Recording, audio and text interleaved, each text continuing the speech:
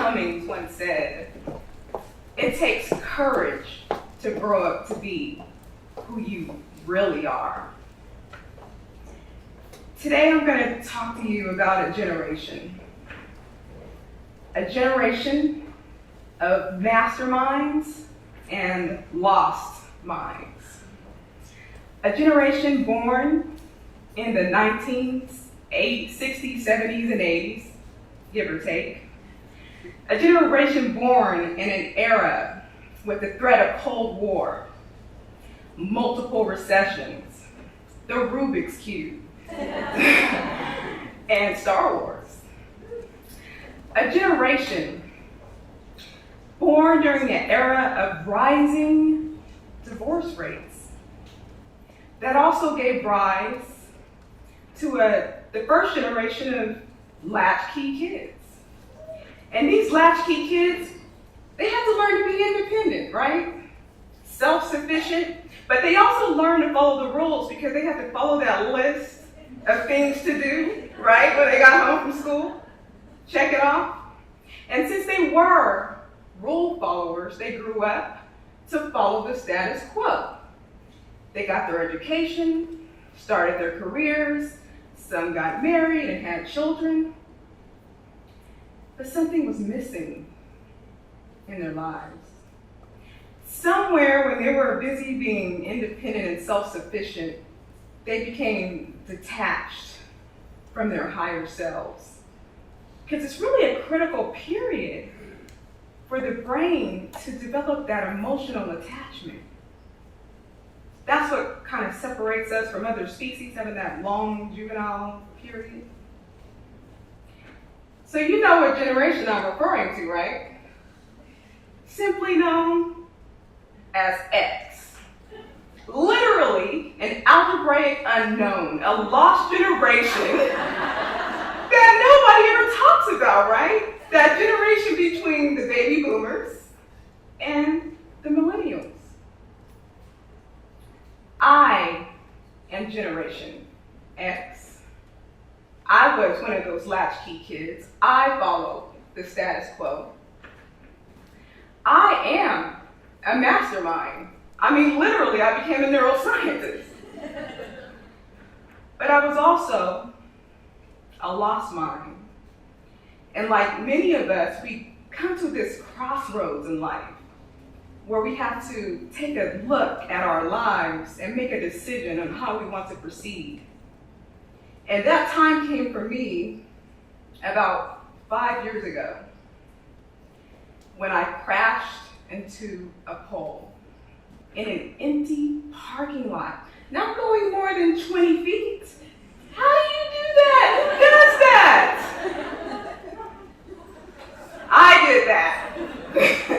But let me tell you, what happened was my brain shut down. I was overwhelmed, stressed.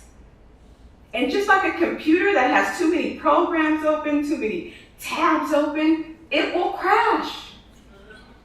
My brain crashed. And so I crashed.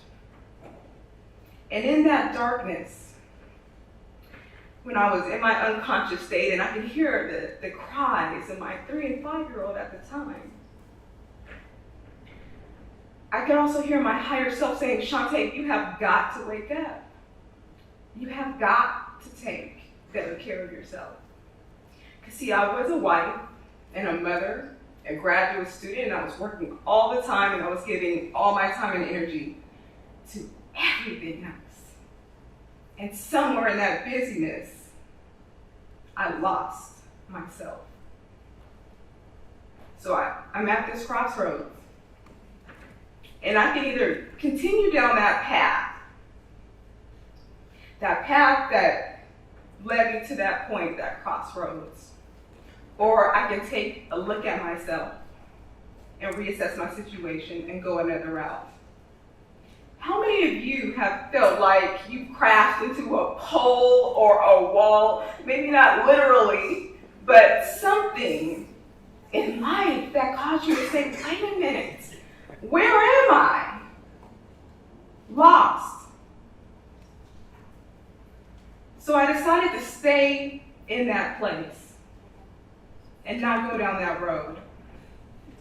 And for a moment, just for a moment, I decided that I was going to detach myself from all those things that I felt defined me, my career, my relationships, all my degrees. Just for a moment, just detach myself. And let me tell you, when you detach yourself just for a moment, what are you left with? You. And if you haven't been filling up your cup, your spirit, if you've been running on fumes, stressed out, overwhelmed, it's a very scary place to be when it's just you.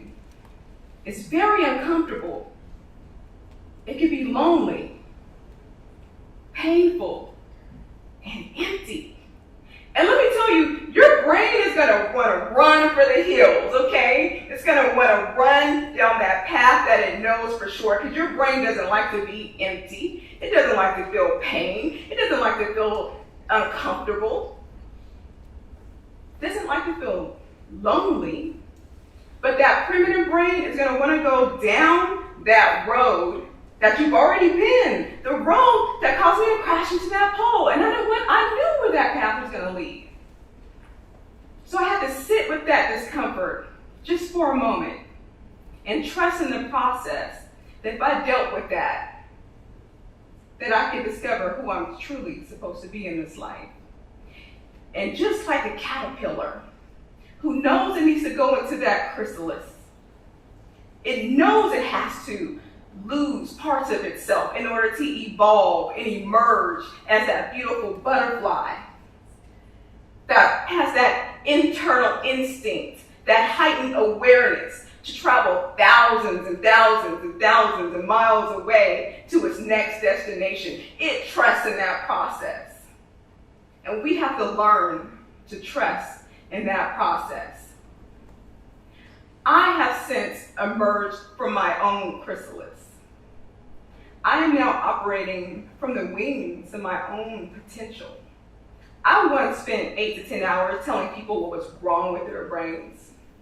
But now I empower people with the knowledge of their brains and minds so that they can reach their full potential. And I want to encourage all of you. I want to encourage Generation X to go inside of that chrysalis. Be willing to stay in that uncomfortable state just for a moment. Trust in the process of that transformation so that you will, like the butterfly, emerge from that chrysalis free. Thank you.